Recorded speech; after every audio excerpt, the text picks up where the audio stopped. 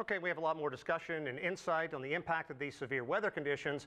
We welcome Professor Marc Bellemare of Duke University, live from Durham, North Carolina. Thanks for coming in. And from Chicago, we welcome Steve Bowen.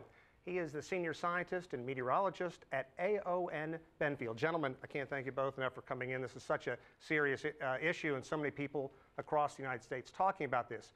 Okay, Mr. Bellemare, I want to begin with you. Crops are wilting. Food prices are on the rise, the worst U.S. drought in half a century.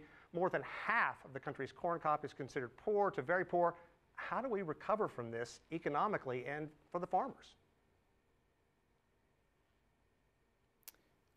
The way we recover from this is for the farmers, they have crop insurance programs in place through the USDA, through private insurers. So we're not looking so much as recovering as just kind of coping for now. And hopefully, next year is going to be better. Unfortunately, we've been seeing really bad kind of episodes of creeping and rising food prices over the past 4 to 5 years. Since 2008, we've seen prices go up worldwide. So this looks like, to me, it's part of a broader trend worldwide and now in the United States as well. Let's stay on that, because I think we're kind of just touching the issue. Is crop insurance going to be enough? We heard that one farmer, it's such a razor-thin line between profit and loss for these farmers. Look, these conditions are historic. Is crop insurance going to be enough? Crop insurance is, like the farmer said earlier on today in the program, it helps them get by, right? It tides them over until the next season. It allows them to grow next year. It doesn't allow to make a decent living, right? So those farmers need more than that. And if the rains do come in the next month or so, maybe their crops can still be salvaged. But it's perhaps best to prepare for the worst while hoping for the best.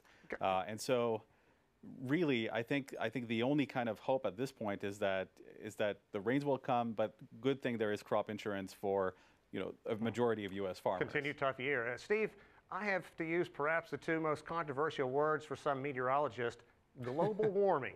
As I understand it, global warming doesn't just mean hotter and hotter temperatures every year, but we get dramatic swings in weather conditions as well. What do you think about global warming, and for all the people sweating through this summer? Is it out there, and is it causing these problems?